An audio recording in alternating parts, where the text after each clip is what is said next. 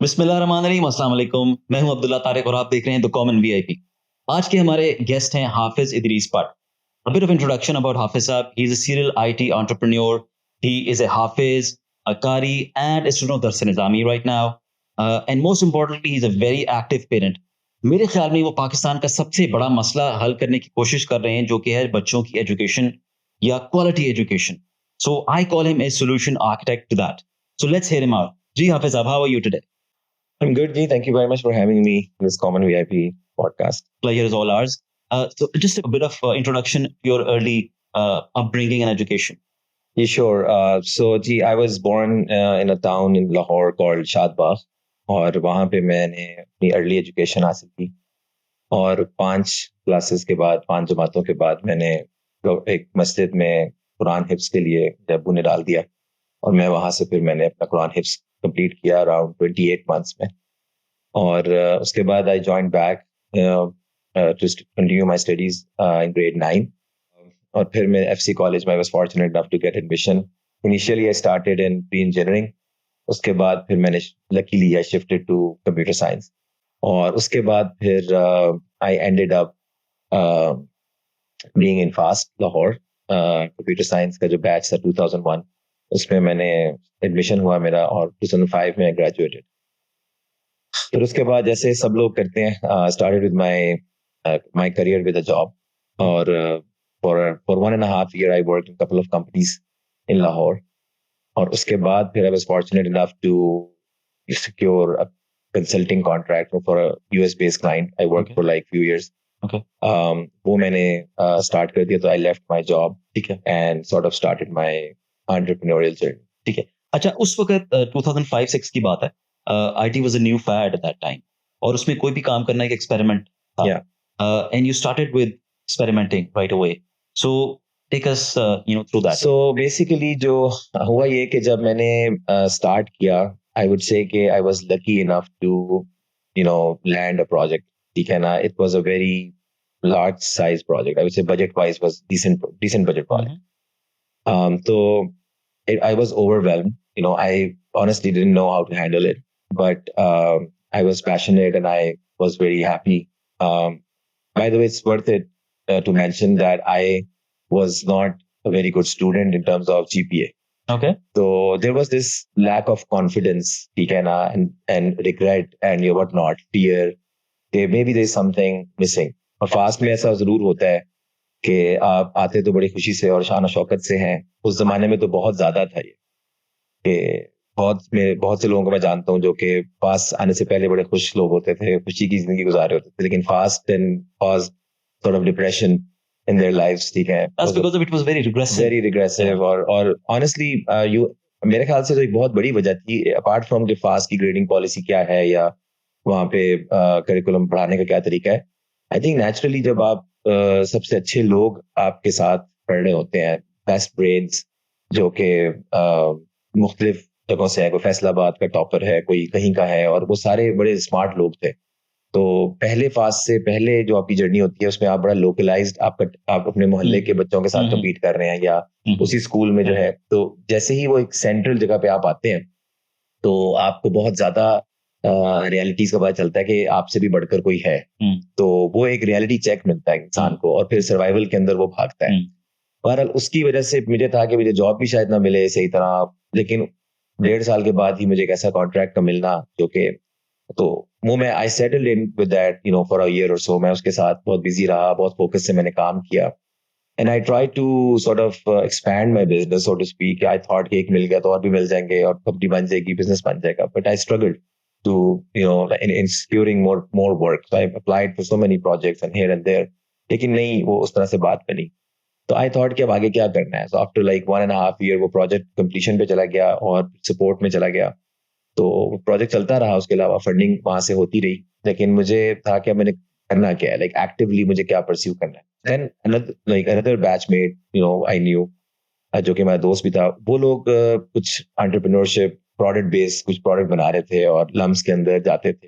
तो मुझे भी ज़ौक शौक हुआ कि इधर ट्राई करते हैं. तो आई स्टार्टेड मीटिंग हिम और टॉक टू हिम अबाउट कि हम क्या कर सकते हैं, हमें भी कुछ. तो हम कोई 1 साल तकरीबन हम परस्यू करते रहे पहले आइडिया ठीक है. कि क्या काम करें. With Umar Saab? With Umar Saab. We used to go to him and discuss different ideas. Okay. तो लेकिन वो एक हो नहीं रहा था कि क्या करना है. So did he have an idea of his own? You know, he was, I think, having multiple startups at that time. तो हम लोग उनके साथ फिर सोचते रहे कोई चौथा स्टार्टअप, 3 आई थिंक में चल रहे थे, चौथा हम कर लें. तो हुआ ये कि वो after like 10 months or so, at some point, you know, one of his startups was struggling. तो उन्होंने हमें ऑफर किया कि would you be interested in you know, joining that startup and take it and, you know, help it to grow. तो उसको फिर हमने जो है ना स्टार्ट किया वहां से. ऑब्वियसली वो initially it was just a university based project से कहना चाहिए, वेरी छोटा स्कोप था उसका, लेकिन we took it from there और हमने फिर कोई 3-4 साल बहुत जान मारी उसके ऊपर. What was that project? हाँ, वो it's called SMS All. SMS All. It was called SMS All, and basically it was initially group messaging platform. Okay. जैसे WhatsApp का group messaging होता है. और ये उस वक्त तो WhatsApp और all that WhatsApp नहीं थे इतना ना? कॉमन नहीं था. WhatsApp had come over like Okay. 2008-9 में आई थिंक WhatsApp आया था, लेकिन या फिर पहले शायद 8 में आया था, बट इतना फेमस नहीं था कि पाकिस्तान में स्मार्टफोन्स नहीं थे. पाकिस्तान के लिए बहुत ज्यादा रेलेवेंट था वो आइडिया, बिकॉज बहुत से, और इंटरेस्टिंगली इनफ वो जब मैंने आया मैं तो you know there were some user base, there was always some user base. तो मैंने उसके ऊपर I put my number to it कि if anybody wants to give feedback so they can call this number. So I think I received like 3,000 calls like in 2 days or so. Wow. तो और फिर वो बहुत fascinating था. Like I was getting calls from Balochistan, from Karachi, from Hyderabad, गांव से. It was like, and everybody was saying one thing like in common, that they were thanking us because that was the first time they were able to talk to the people behind the platform. So basically what happened was that these people got connected to other Pakistanis through this platform. It was a social networking platform. There was no way for them to, they had chat buckets, they had a mobile number, but and very feature phone, जिसमें आप SMS text कर सकते हैं. तो they could connect with random people, जिनसे दोस्तियां भी हो गई, और ग्रुप्स बने हुए थे, अमेजिंग ग्रुप्स बने हुए थे, बहुत ग्रुप्स थे, कोई I think hundreds of thousands of groups थे उसके ऊपर. ठीक है. So SMS All was your first project? Yeah. तो उसके बाद फिर हमने we got a lot of popularity जब हम लोग you know, like in 2011 onwards, you know, Pakistan का जो political landscape था वो बहुत ज़्यादा you know, hype उसमें आ रही थी. So we also sort of saw a growth potential there. So we kind of started facilitating the parties to reach out to their members and, you know, create groups and, you know, run polls. Because there was no other way for them to reach out to, you know, masses. So इस पे polls भी हो रहे थे? Polls भी किए, वो भी किया. फिर कॉर्पोरेट सेक्टर में भी हमने बहुत ज्यादा किया. फिर one of the biggest thing that happened was के जंग ग्रुप, जो न्यूज़ वगैरह, वो हमारे साथ, you know, we were strategic partner with them. ठीक है ना. We started integrating our platform with their newspaper, with their content. तो we were like going really nicely. ठीक है ना. और लेकिन फिर उसके बाद कुछ चैलेंजेस थे उसमें. चैलेंजेस ये थे कि how to monetise this platform. Obviously it was growing, everybody was using, but properly monetise कैसे करें. तो लेकिन आपके पीछे तो जंग ग्रुप था ना? जंग ग्रुप था, लेकिन वाजंट एक फंडिंग वाला वाइज नहीं था वो. It was more like a strategic partnership. They could see potential in our company. But so if they could see the potential, what do you think, why did they not fund? Funding देखिए, funding का मतलब है कि platform itself must have a road map. Okay. कि जैसे कि मतलब fund तो वो कर देंगे, बट इवेंचुअली वो पैसे बनाएगा कैसे. तो उस वक्त थोड़ा सा नहीं समझ आ रहा था कि obviously one can think of, in the hindsight तो समझ आती है. हाँ, लेकिन दूसरी बात ये होती है कि जो ऑपरेटर्स पे डिपेंडेंट था वो platform, so Telenor, Warid, all these operators, उनके एक सर्विस थी ना ये, तो वाइट लेबल सर्विस. तो उसकी वजह से we were very dependent on their policies, and it wasn't like an independent sort of startup. And I could not see myself pursuing it after 4 years. So then I decided to try services based company, which is a norm in Pakistan. At least at that time it was. अब तो बहुत entrepreneurship हो रही है, बहुत ज्यादा लोग startups कर रहे हैं product based. So हम लोगों ने focus किया एक platform को लेके, Magento के नाम से एक platform है जो कि e-commerce platform है, open source. It has been acquired by Adobe now. So its open source nature is no more that attractive anymore. But back then it was an open source e-commerce platform. So it was a kind of first choice for many merchants because it was free. So they for could e-commerce जी. तो वहां से हमने start लिया जी. और fast forward ये कि we worked very hard in that one platform.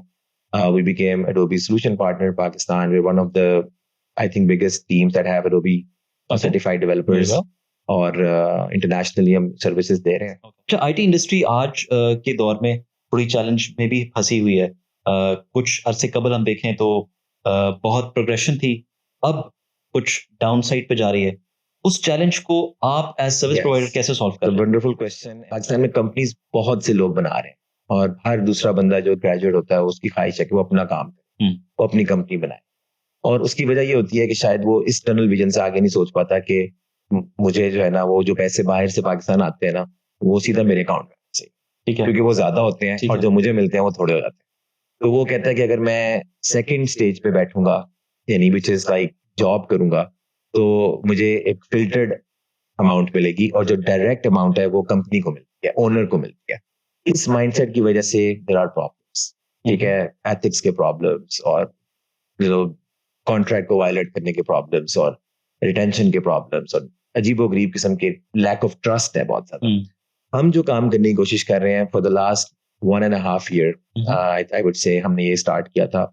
We are really trying to build a sharing model, जिसके अंदर हम कहते हैं कि we work with our employees, so to speak, and we say, okay, let's sit down and imagine a future together.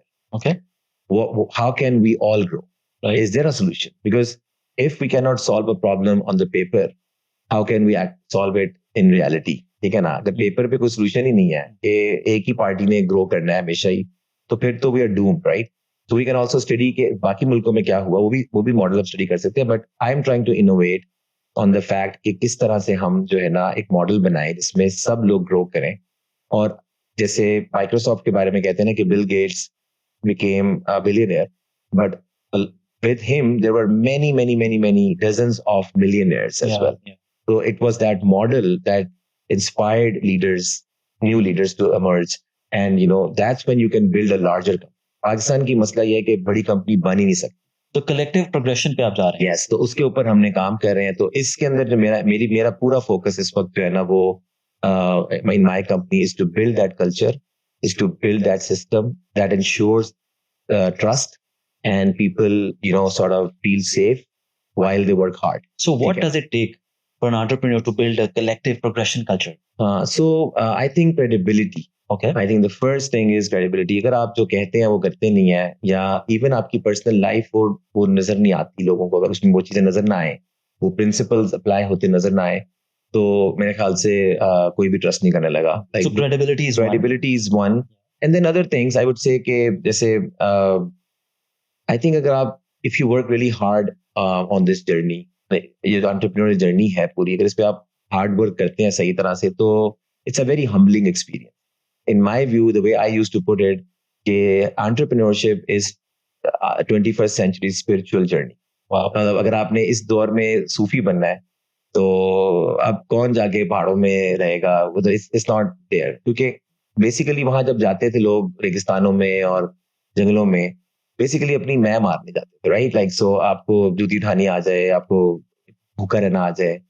तो entrepreneurship में मैंने ये देखा कि ये किसी की बिजनेस जो होता है ना, जब आप उसको मुर्शिद बना लेते हैं अपना, तो वो फिर किसी की सुनता नहीं है ना, वो आपको अपनी बनवाता है. तो अब आपसे कहता है कि अगर आपकी मर्जी है कि जी मैंने इस कस्टमर को नहीं रखना, तो आपका बिजनेस नहीं चलेगा. अगर आप अकड़ में और ईगो में फैसले करेंगे तो आपका बिजनेस ही चलेगा. तो आपको अपनी ईगो साइड पे करनी पड़ती है और बिजनेस की जो डिमांड्स होती है कि मुझे डाइवर्सिफाई करो. So credibility, humility you can say. तो इसके अंदर ये वाला एस्पेक्ट भी बहुत इंपॉर्टेंट है. फिर उसके अलावा आई वुड से कि I think risk taking and courage, ठीक है ना, एंड विजन. क्योंकि अगर आपका कोई विजन नहीं है और आप उसके लिए करेजियस इनफ नहीं है, तो इफ यू कीप ऑन, अब जैसे फॉर एग्जांपल शेयरिंग मॉडल में सबसे बड़ा फियर ये होता है कि ये तो सबको सब कुछ पता चल जाएगा, ठीक है, सारी मेरे एम्प्लॉइज को पता लग जाएगा कि हम कितने पैसे कमा रहे हैं. अगर ट्रांसपेरेंसी होगी तो फियर ये होता है ना, करेज नहीं होती इसमें कि आप कहते हैं कि ये तो सब भाग जाएंगे अपना. तो ये बहुत बड़ा फियर है और जिसकी वजह से रेप्लिकेट करना लोगों के लिए बहुत मुश्किल है इसको. और दूसरा मैंने इसका विजन यही है कि आई थिंक अगर कोई लीडर थोड़ा सा आगे दिखा सके चीजों को कि यार how would your life be after 20 years, or 15 years, where would you want to be? तो और what is good for your country, your industry? मतलब बहुत से लोगों के लिए ये सवाल ही मैटर नहीं करता ना, वो कहते हैं यार I don't care. But what if you can inspire them to care about these kind of bigger questions? तो उस जर्नी के कलेक्टिव ओनर बन जाते हैं. हाँ, फिर विजन, तो vision is very very important. अगर विजन ही कोई नहीं है, विजन सिर्फ पिजारो लेना है और प्लॉट लेना है, तो फिर तो वो उनका भी वही विजन ट्रांसफर होता है. वो कहते हैं फिर हमारा भी प्लॉट होना चाहिए. So just let's state, एक तो आपने कहा कि एक विजन होना चाहिए starting with top, then there's humility, then there's courage, and of course credibility, और फिर transparency in the system. ठीक है. Moving on to your second bit, which is you being a Hafiz Quran, you being a Qari, and you're also studying Dars-E-Nizami. ये in itself एक बहुत बड़ा काम है और एक बहुत बड़ा persona है स्केल के. इस persona को, एक सवाल तो मेरा ये कि इस persona को आप कैरी कर रहे हैं along with your entrepreneur stints, और फिर इसकी इम्पैक्ट है आपकी ज़ाती लाइफ पे भी, आपकी कारोबारी जिंदगी पे भी. ये सब कुछ इकट्ठा लेकर कैसे चल रहे हैं? मैं बहुत कम सोता हूँ, ठीक है. So it's if you really want something, you have to commit, hours and hard work that is required. So I reduce my sleep, and then the hours I gain out of that and my comfort, I have very little distractions in my life. तो सुबह 7 बजे मदरसे पे जाना, 10 बजे तक पढ़ना पिछले 7 साल से, including Saturday. It's a huge commitment, ठीक है. तो आई हैव बीन ब्लेस्ड कि अल्लाह ताला ने मुझे दी तौफीक दी. आपने बात की हाफिज की. मैं थोड़ा सा यहाँ पे बताना चाहूंगा कि a lot of the people don't know probably what it is, ठीक है. तो मेरे ख्याल से हाफिज को तो बहुत से लोग समझते हैं, ठीक है, कुरान को हिफ्ज कर लिया, याद कर लिया. But there is this aspect of Qari that is very unique, I think. It has two aspects. One is to recite the words of Quran or Arabic, so to speak. Arabic भी आ जाती है आपको because Quran Arabic में है. उसको आप pronounce करें properly according to the rules. और second aspect is definitely melody. Melodious होना, कि कुरान की recitation को अच्छे स्टाइल से पढ़ना. उसके लिए कुछ पूरी थ्योरीज हैं, पूरे रूल्स हैं, वो भी फॉलो करना, उसको सीखना. ये सारी चीजें जो हैं उसके अंदर आ जाती हैं. आपने शायद सुना होगा कि there was this recording done by Atif Aslam, जो कि कोक स्टूडियो प्रोडक्शन के उसके अस्माउल हुस्ना कोक स्टूडियो के प्लेटफॉर्म पे जो है उन्होंने उसको रिसाइट किया था, पढ़ा था. तो उसमें चूंकि ये अरबिक में है अस्माउल हुस्ना, तो उसमें there was this need of correcting the pronunciation, because otherwise it might have sounded non-Arabic version of, like, which is some people might have found it not appropriate. So Zulfi bhai, who's senior from FAST, so he contacted me. He knew me. Little bit of what he remembered about me probably was that I was Hafiz, and he contacted me to join that project as a consultant, Tajweed consultant. Yeah. And I was very excited because I never thought there will be an overlap between Coke Studio and Tajweed expertise. I think that's a very humbling experience. मैं इसलिए कह रहा हूँ क्योंकि उस अस्माउल हुस्ना की जो recitation है उसका एक इम्पैक्ट होता है. ज़ाहिर अल्लाह पाक के नाम है. तो उस प्रोजेक्ट में जितने लोग जिस कैपेसिटी में एंगेज हुए हैं, क्योंकि अल्लाह के नाम तो रहती दुनिया तक और उसके बाद ही रहने.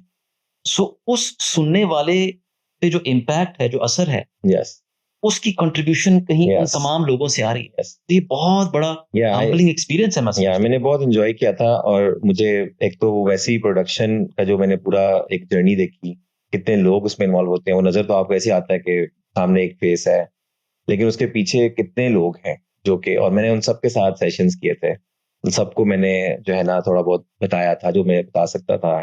वो they also enjoyed it a lot, and I'm sure वो जो मैंने उनके साथ सेशंस किए थे, वो it would have helped them in their own regular recitation as well. Yeah. So how did you like it when it first came out?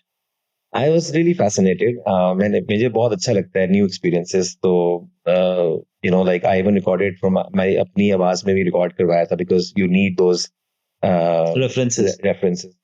So it was wonderful to see studio and how recordings happen. Tajweed is a pretty important role, and I really take ownership of कि मैं बहुत serious लेता हूँ इन चीजों की. तजवीद कैसी है to date, मैं अभी भी अपने कारी साहब के साथ जो उन्होंने हिफ्ज कराया था, like 25 years ago. उनके साथ मेरे सेशंस होते हैं अभी भी. So in parallel मैं ये भी जानता हूँ कि आप एक क्लासिकल मौसीकी जो लोग गाते हैं, क्लासिकल जो गायकी है, you've been a student of that as well. Yeah. और मुझे ये पता है कि उस गायकी की टीचिंग ने आपकी क़िराअत को भी बहुत इम्प्रूव किया है. Yeah. So the way you pronounce a verse, the way you recite it. Please draw a parallel between the two. So what happened was when I was trying to improve my recitation back in I think 2006-7 की बात है, और मैं I used to go to some famous reciters to help me improve, क्योंकि मेरा passion था. तो वो पैशन बाज़ वक़्त आपको फिर ये देखने में मजबूर कर, मतलब पैशन आपको इतना मजबूर कर देता है कि you don't look at things in a right and wrong way. You just want to get there, just this way or that way. Yeah. तो जब वहां से मुझे थोड़ी डिसअपॉइंटमेंट हुई, मुझे कहा गया कि आपकी एबिलिटी नहीं है उतनी, या आप अभी आपका गला उतना स्ट्रांग नहीं है, एंड सो ऑन. तो I didn't want to give up. तो आई स्टार्टेड परस्यूइंग ऑप्शंस के यार कोई है जो गला ठीक करता हो किसी का. तो वो गला ठीक करने के चक्कर में I ended up being with a very renowned singer. I became his student, Javed Bashir. तो I started vocal lessons from him.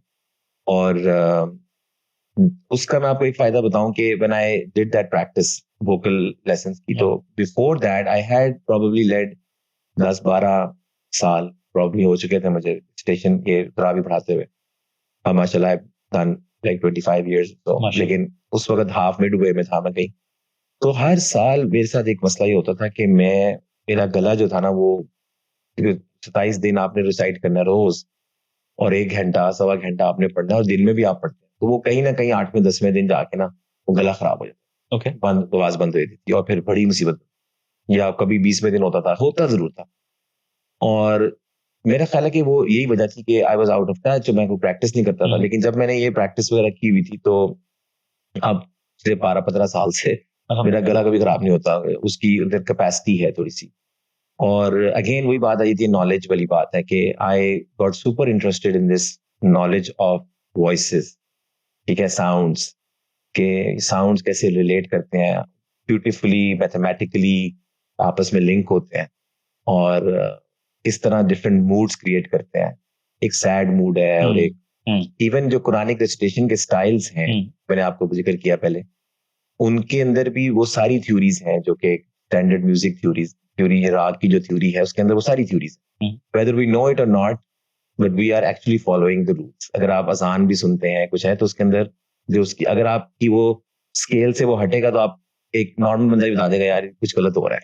अच्छा, आपने ये बताया अभी just before we started off कि कुरान की तिलावत के कई तरीके हैं, और हम एक पर्टिकुलर तरीका फॉलो कर रहे हैं. जी. थोड़ा सा उसके बारे में बताएं. वो something very new for us. So वो चीज ये है कि इसके बारे में आता है कि जो पूरी दुनिया में इस वक्त भी कोई 3-4 तरह से कुरान पाक की रिसिटेशन होती है.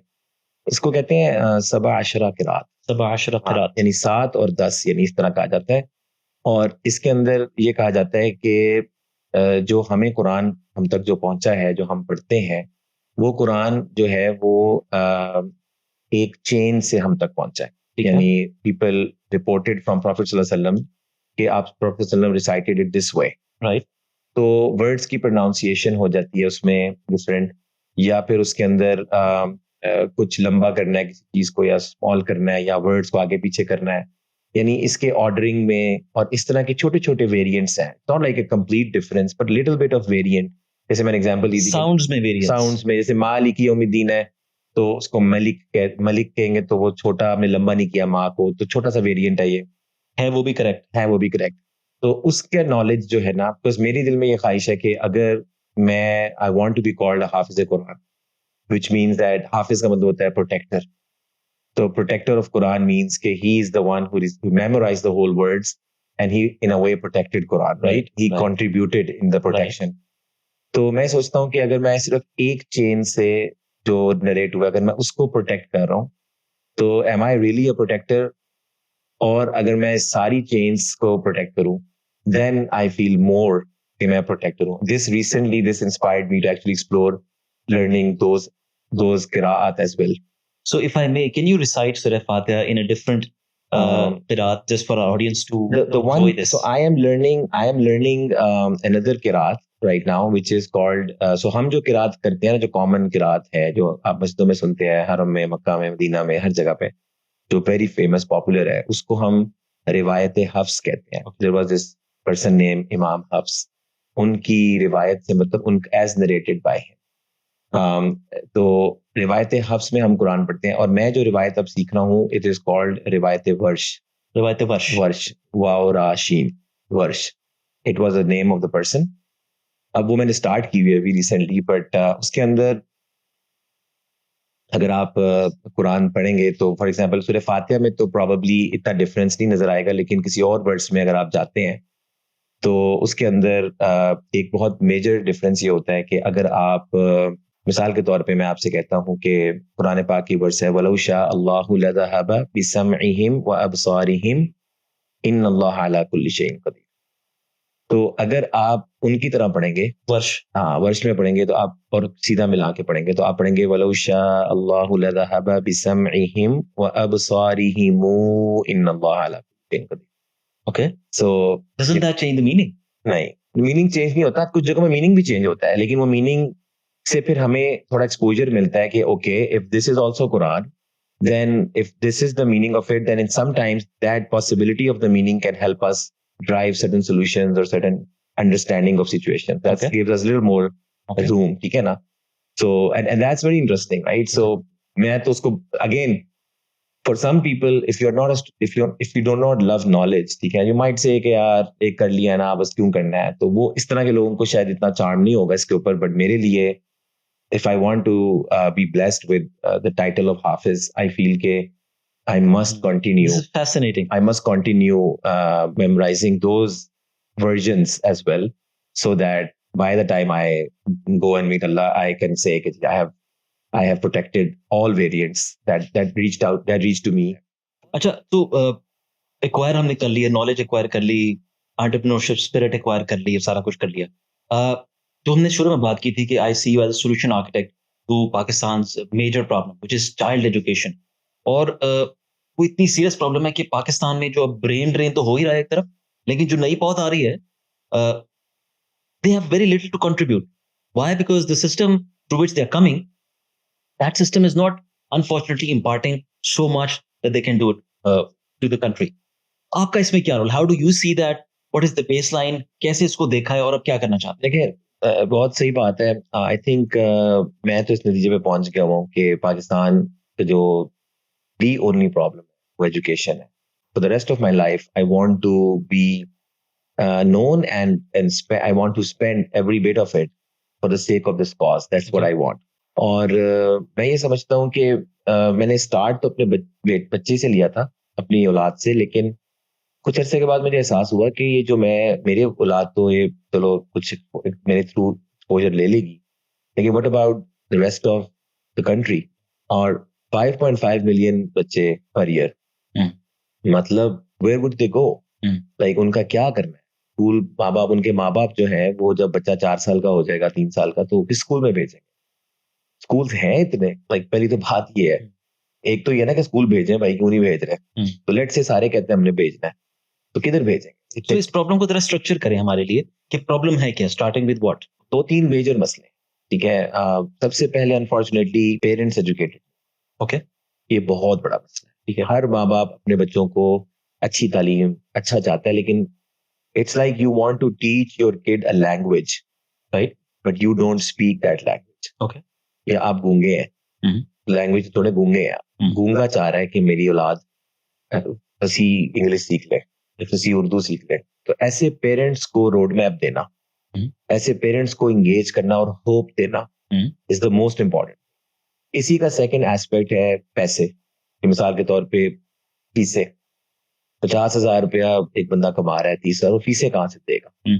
So the solution cannot depend on financial ability of the parent. Okay. It must be funded somehow. The solution has to be something else. It can't depend on people paying fees for their kids. That cannot. Or it must be super duper cheap. Maybe 2,000 रुपए का monthly school. You know, like, so then it requires innovation. Right? ठीक है, एक तो बात ये हो. So पहली बात हमने की कि हमारे पास Parents की एजुकेशन नहीं है या उनकी एजुकेशन और समझ-बूझ नहीं है फाइनेंशियल्स, और उनके पास they can not financial afford. ज़राए नहीं है कि वो एक अच्छी एजुकेशन या बच्चों को डाल सकें। या तीसरा प्रॉब्लम क्या है? इसी के अंदर बस मैं ये भी कहूंगा कि अब शायद इतना नहीं रह गया, लेकिन मैं फिर भी समझता हूँ कि इम्पोर्टेंस ऑफ एजुकेशन में भी कमी है। कि बहुत से पेरेंट्स के सामने जब आप एग्जांपल्स इस तरह की देखते हैं कि वो अनपढ़ बंदा है, इतना पैसा कमा गया, या वो आदमी इतना डिग्री वाला भी नहीं है, लाइक, या वो बहुत एजुकेटेड है और पैसे नहीं कमा रहा, तो फायदा क्या हुआ पढ़ने का। There is confusion as well. तो एजुकेशन का जो है ना, सही बुनियादों पे एजुकेशन को एस्टैब्लिश करना, ये भी बहुत इंपॉर्टेंट है कि पेरेंट्स को कोई कंफ्यूजन ना हो कि यार पढ़ाई में कोई इंपॉर्टेंस कितनी है, उसमें कोई कंफ्यूजन नहीं होनी चाहिए। And I think education, what is education, is also not clear in parents mind. तो बहुत सी एजुकेशन है अब्दुल्ला, मैं समझता हूँ कि जो पेरेंट्स दे सकते हैं। फॉर एग्जाम्पल, संडे ऑफ होता है तो अपने बच्चे को अपना शहर दिखा दें, मेट्रो पे दिखा दें, साइकिल पे दिखा दें। अगर साइकिल ले लें, अगर वो भी नहीं पैदल, तो एक सड़क की गली के अंदर भी अगर आप चले ना, तो आप बहुत कुछ दिखा सकते हैं। मतलब ये अब क्रिएटिविटी है।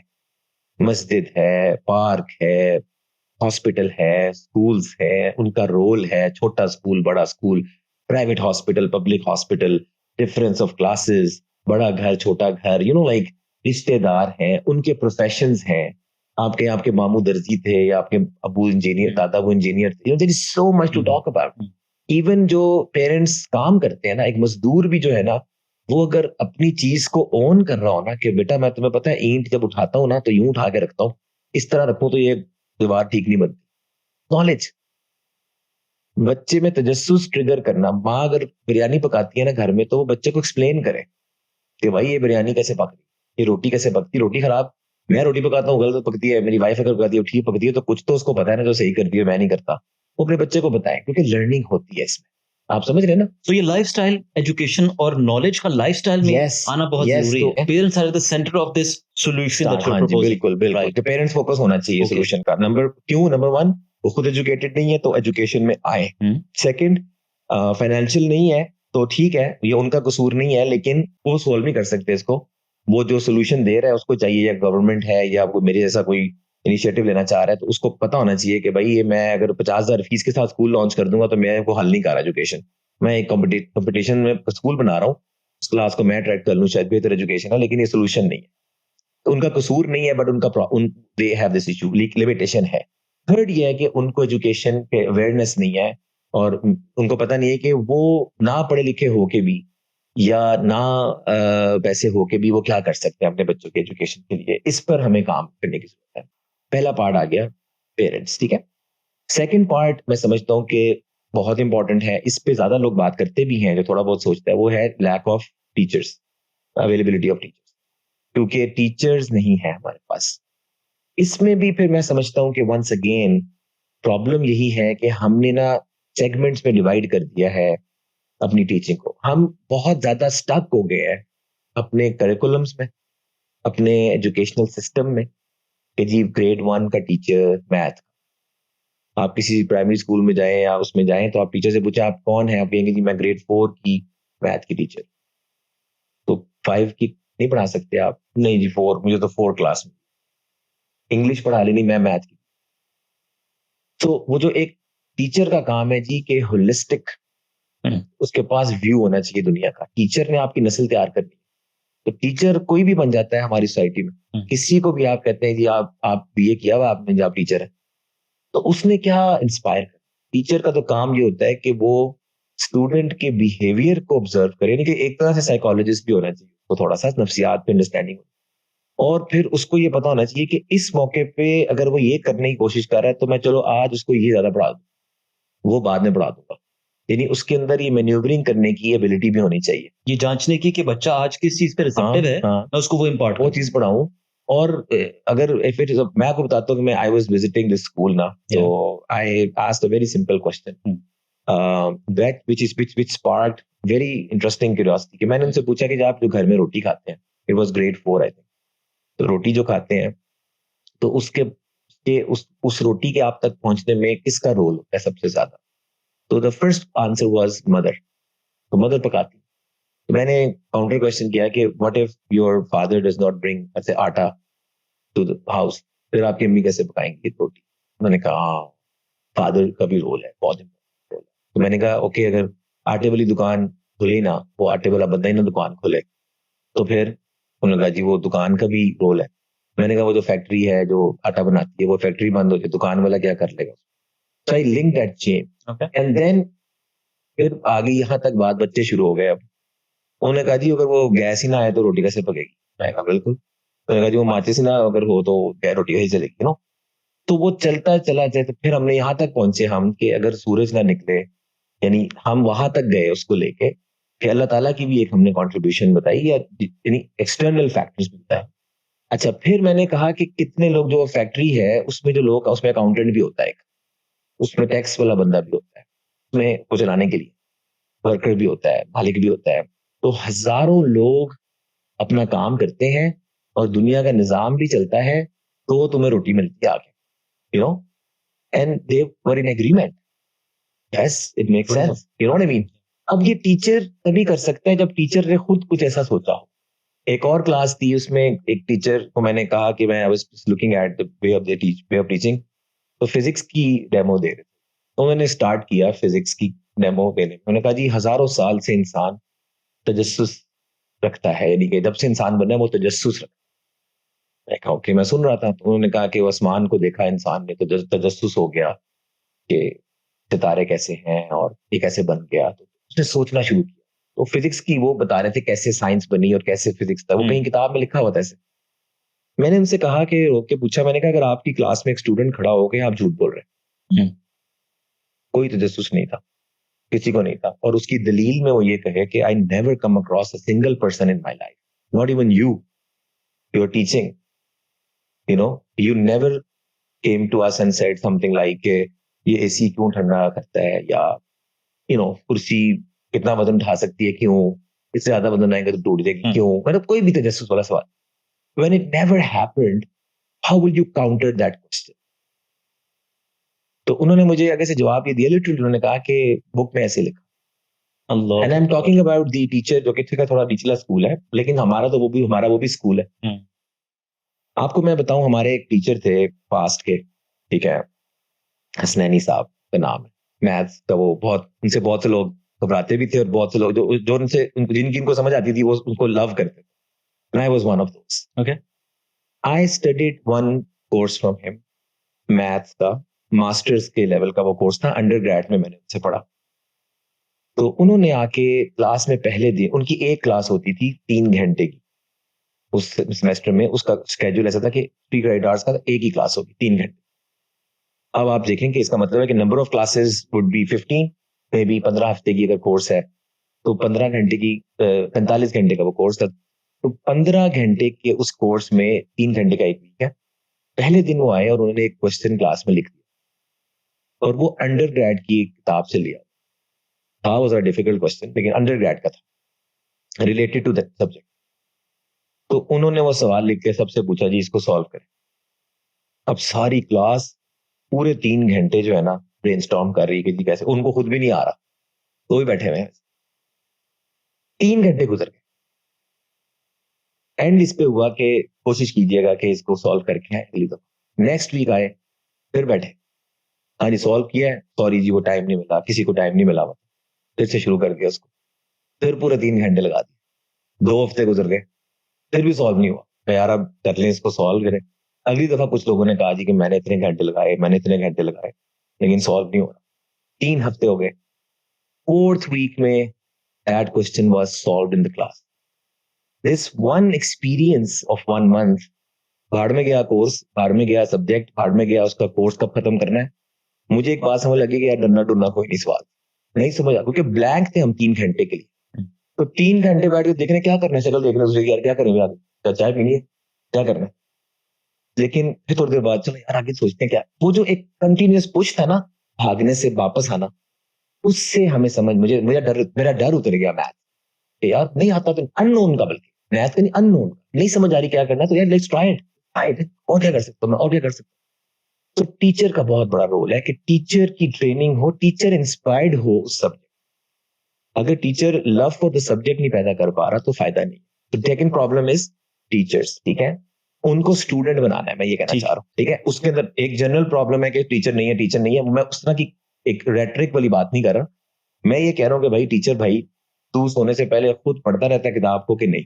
तो स्टूडेंट बनाने का मतलब ये है कि जो टीचर है उसमें अपनी भी क्यूरियोसिटी टू लर्न हो, वो डेमो करे, ठीक वो है, डेमो करे, ठीक है। तीसरी चीज जो है फिर उसके बाद आ जाता है कि रोड मैप, ठीक है। What comes the first thing first, जो पहले पढ़ाने की चीज है वो पहले पढ़ाई जाए और फोकस से पढ़ाई। जैसे फॉर एग्जाम्पल लैंग्वेज, मैं समझता हूँ बहुत इंपॉर्टेंट। हमारे यूनिवर्सिटी के पढ़े हुए ग्रेजुएट्स भी अपनी लैंग्वेज इतनी स्ट्रांग नहीं होती कि they can understand lectures, they can read text, they can read articles. उनकी लैंग्वेज वीक रह जाती है, वोकैबुलरी नहीं होती, बस पास हो जाते हैं।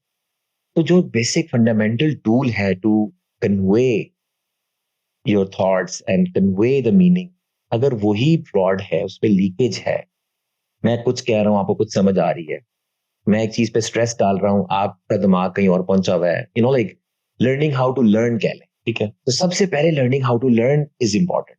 और आपके दिमाग की जो बेसिक फैकल्टीज हैं या बेसिक जो टूल्स हैं, जैसे लॉजिकल थिंकिंग है, रीजनिंग है, लैंग्वेज है, इन चीजों को फ्लॉड छोड़ के आगे बढ़ते जाना और सब्जेक्ट्स पढ़ाते जाना।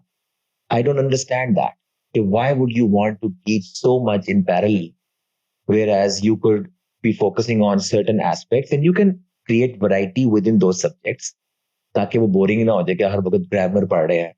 वैरायटी थोड़ी सी डालते हैं, स्टोरीज लाएं और तरह की चीजें, उसको रोल प्लेइंग, उसका ड्रामा कैसे प्लेफुल तरीके से पढ़ाएं, वो सब है। लेकिन फोकस एक स्किल होनी चाहिए या 2-3 स्किल्स होनी चाहिए कि यार ये पढ़ लें, ये करेंगे तो ये चीज ज्यादा बेहतर होगी। इसकी मैं मिसाल ये देता होता हूँ कि अगर आपको कोई कह दे कि यार हमारे घर मेहमान आने हैं और हमें जो है ना रोटी भी पकानी है, सालन भी पकाना है, चावल भी पकाने हैं, चाय भी पकानी है, मीठा भी पकाना है, 5 चीजें पकानी है, चूल्हा एक ही है। तो आप जो है ना आके चावल रखते हैं उसका पतीला, और वो 1 मिनट पकता है तो आप कहते हैं यार चावल ही पकाते रहेंगे तो बिरयानी कैसे खाएंगे और क्या रोटी कैसे पकेगी? तो चलो आप तवा रख दो, उसके ऊपर तवा गर्म होगा तो रोटी पकेगी। तवा रखा, वो आधा मिनट में गर्म हुआ, आपने कहा यार चाय का क्या करना है, उसको उठा के चाय रख देते हैं। ये लिटरली आप करते हैं तो ये 100 साल भी कुछ नहीं पकेगा, बिकॉज प्रोसेस में nobody is thinking about it. और मैं आपको बताऊं, मैंने ये पहली दफा ये देखा स्कूल में, तो मैंने उनको कहा यार आप इसको चेंज करें। उन्होंने कहा यार पेरेंट्स जो है ना वो कहेंगे कि यार आप हमारे बच्चे को वो सब्जेक्ट नहीं पढ़ा रहे, वही वाली बात कि चाय नहीं पक रही। तो अगर मैं कहूँ कि वो स्कूल कह रहे हैं मेरे बच्चे को इंग्लिश नहीं आ रही, मैं कहता तो इंग्लिश पे टाइम लगाएं, इंग्लिश सिखाएं। कह रहे हैं क्या मतलब इंग्लिश? मैं कहती इंग्लिश साइंस रोक दें यार थोड़ी देर, इंग्लिश पढ़ा लें, इंग्लिश बुलवाएं उसको, इंग्लिश की बात करें, इंग्लिश बच्चे को खेलने दें। वो कहते हैं यार इंग्लिश, अगर हमने सिर्फ इंग्लिश पढ़ाना शुरू कर दी, वो कहेंगे हम फीस देते हैं, खाली इंग्लिश पढ़ाने की फीस देते हैं। तो पेरेंट्स की वो पहले वाली बात भी आ गई ना, तो पेरेंट्स का अलग ही प्रेशर है, ठीक है ना। तो ये एक डिजाइन करना है इसको इस तरीके से कि एक पूरा रोड मैप हो, क्रिएटिवली देखा जाए कि यार ये पहले पढ़ाया जाए ऑब्जेक्टिव को सामने रख के, और फिर उसके बाद so once there is another problem that I want, which is to understand the future of education and to link to make our kids ready for the future. ये बिल्कुल नहीं हो रहा।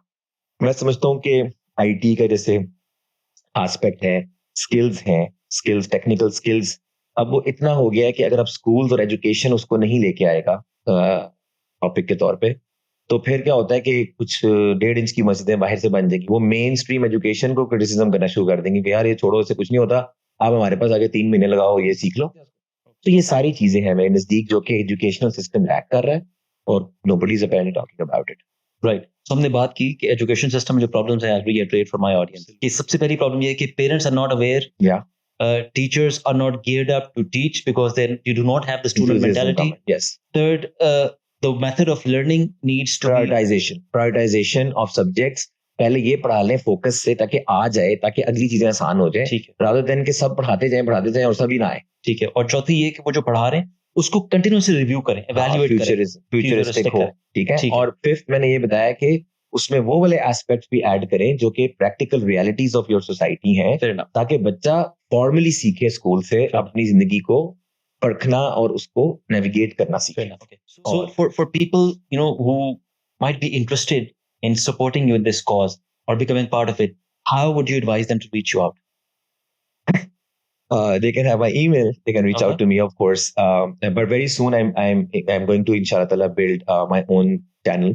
and I'll start putting up stuff there. So I'll be pretty reachable. But Why I'm asking until this question is this is one thought that you have, and in our audience there may be a lot of people thinking the same thing. और हर बंदे ने अपनी अपनी जगह पे कोई progression ली होगी इस काम में. जी जी तो अगर वो एक सिनर्जी आ जाए तो absolutely. इसकी प्रैक्टिकलिटी और जो इसकी पेस है रोल आउट होने की वो बेहतर हो जाएगी. बिल्कुल. तो yeah, I'm reachable through Okay. this podcast as well. Sure. You know, they can comment on the in the thread. So वहाँ से भी हो सकता है इंशाल्लाह. Right. If you receive any query, let me know. I'm right here. Thank you so Right. much for your time. It was a pleasure to have you on board, you. and we would like to reach you again once your program Inshallah, progresses. Inshallah. Inshallah. Thank you. Thank you. Good luck. Assalamu alaikum.